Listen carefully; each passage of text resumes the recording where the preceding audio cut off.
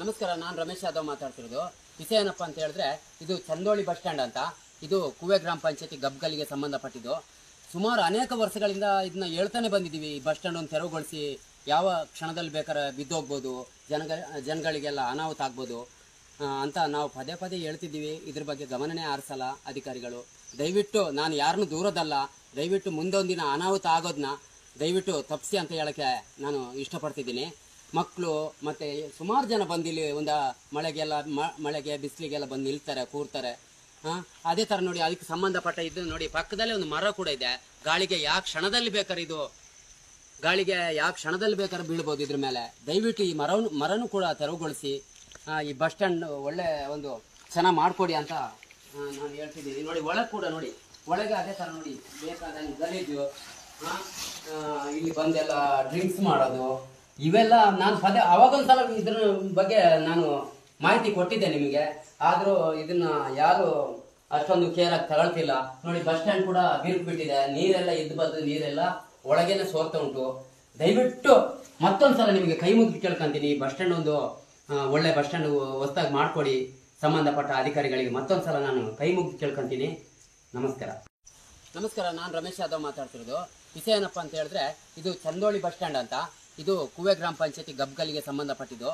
ಸುಮಾರು ಅನೇಕ ವರ್ಷಗಳಿಂದ ಇದನ್ನ ಹೇಳ್ತಾನೆ ಬಂದಿದ್ದೀವಿ. ಈ ಬಸ್ ಸ್ಟ್ಯಾಂಡ್ ಒಂದು ತೆರವುಗೊಳಿಸಿ ಯಾವ ಕ್ಷಣದಲ್ಲಿ ಬೇಕಾದ್ರೆ ಬಿದ್ದೋಗ್ಬೋದು, ಜನಗಳಿಗೆಲ್ಲ ಅನಾಹುತ ಆಗ್ಬೋದು ಅಂತ ನಾವು ಪದೇ ಪದೇ ಹೇಳ್ತಿದ್ದೀವಿ. ಇದ್ರ ಬಗ್ಗೆ ಗಮನನೇ ಹರಿಸಲ್ಲ ಅಧಿಕಾರಿಗಳು. ದಯವಿಟ್ಟು ನಾನು ಯಾರನ್ನೂ ದೂರದಲ್ಲ, ದಯವಿಟ್ಟು ಮುಂದೊಂದಿನ ಅನಾಹುತ ಆಗೋದನ್ನ ದಯವಿಟ್ಟು ತಪ್ಪಿಸಿ ಅಂತ ಹೇಳಕ್ಕೆ ನಾನು ಇಷ್ಟಪಡ್ತಿದ್ದೀನಿ. ಮಕ್ಕಳು ಮತ್ತು ಸುಮಾರು ಜನ ಬಂದಿಲ್ಲಿ ಒಂದು ಮಳೆಗೆ ಬಿಸಿಲಿಗೆಲ್ಲ ಬಂದು ನಿಲ್ತಾರೆ, ಕೂರ್ತಾರೆ. ಅದೇ ಥರ ನೋಡಿ, ಅದಕ್ಕೆ ಸಂಬಂಧಪಟ್ಟ ಇದು ನೋಡಿ, ಪಕ್ಕದಲ್ಲೇ ಒಂದು ಮರ ಕೂಡ ಇದೆ. ಗಾಳಿಗೆ ಯಾವ ಕ್ಷಣದಲ್ಲಿ ಬೇಕಾದ್ರೆ ಬೀಳ್ಬೋದು ಇದ್ರ ಮೇಲೆ. ದಯವಿಟ್ಟು ಈ ಮರನೂ ಕೂಡ ತೆರವುಗೊಳಿಸಿ ಈ ಬಸ್ ಸ್ಟ್ಯಾಂಡ್ ಒಳ್ಳೆ ಒಂದು ಚೆನ್ನಾಗಿ ಮಾಡಿಕೊಡಿ ಅಂತ ನಾನು ಹೇಳ್ತಿದ್ದೀನಿ. ನೋಡಿ, ಒಳಗೆ ಕೂಡ ನೋಡಿ, ಒಳಗೆ ಅದೇ ಥರ ನೋಡಿ, ಬೇಕಾದಂಗೆ ಗಲೀಜು, ಇಲ್ಲಿ ಬಂದೆಲ್ಲ ಡ್ರಿಂಕ್ಸ್ ಮಾಡೋದು, ಇವೆಲ್ಲ ನಾನು ಅವಾಗೊಂದ್ಸಲ ಇದ್ರ ಬಗ್ಗೆ ನಾನು ಮಾಹಿತಿ ಕೊಟ್ಟಿದ್ದೆ ನಿಮಗೆ. ಆದರೂ ಇದನ್ನ ಯಾರು ಅಷ್ಟೊಂದು ಕೇರ್ ಆಗಿ ತಗೊಳ್ತಿಲ್ಲ. ನೋಡಿ, ಬಸ್ ಸ್ಟ್ಯಾಂಡ್ ಕೂಡ ಬಿರುಕು ಬಿಟ್ಟಿದೆ, ನೀರೆಲ್ಲ ಎದ್ದು ಬಂದು ನೀರೆಲ್ಲ ಒಳಗೇನೆ ಸೋರ್ತಾ ಉಂಟು. ದಯವಿಟ್ಟು ಮತ್ತೊಂದ್ಸಲ ನಿಮಗೆ ಕೈ ಮುಗಿದು ಕೇಳ್ಕೊಂತೀನಿ, ಬಸ್ ಸ್ಟ್ಯಾಂಡ್ ಒಂದು ಒಳ್ಳೆ ಬಸ್ ಸ್ಟ್ಯಾಂಡ್ ಹೊಸದಾಗಿ ಮಾಡ್ಕೊಡಿ. ಸಂಬಂಧಪಟ್ಟ ಅಧಿಕಾರಿಗಳಿಗೆ ಮತ್ತೊಂದ್ಸಲ ನಾನು ಕೈ ಮುಗಿದು ಕೇಳ್ಕೊಂತೀನಿ. ನಮಸ್ಕಾರ, ನಾನು ರಮೇಶ್ ಯಾದವ್ ಮಾತಾಡ್ತಿರೋದು. ವಿಷಯ ಏನಪ್ಪ ಅಂತ ಹೇಳಿದ್ರೆ, ಇದು ಚಂದೋಳಿ ಬಸ್ ಸ್ಟ್ಯಾಂಡ್ ಅಂತ. ಇದು ಕುವೆ ಗ್ರಾಮ ಪಂಚಾಯತಿ ಗಬ್ಗಲಿಗೆ ಸಂಬಂಧಪಟ್ಟಿದ್ದು. ಸುಮಾರು ಅನೇಕ ವರ್ಷಗಳಿಂದ ಇದನ್ನ ಹೇಳ್ತಾನೆ ಬಂದಿದ್ದೀವಿ. ಈ ಬಸ್ ಸ್ಟ್ಯಾಂಡ್ ಒಂದು ತೆರವುಗೊಳಿಸಿ ಯಾವ ಕ್ಷಣದಲ್ಲಿ ಬೇಕಾದ್ರೆ ಬಿದ್ದೋಗ್ಬೋದು, ಜನಗಳಿಗೆಲ್ಲ ಅನಾಹುತ ಆಗ್ಬೋದು ಅಂತ ನಾವು ಪದೇ ಪದೇ ಹೇಳ್ತಿದ್ದೀವಿ. ಇದ್ರ ಬಗ್ಗೆ ಗಮನನೇ ಹರಿಸಲ್ಲ ಅಧಿಕಾರಿಗಳು.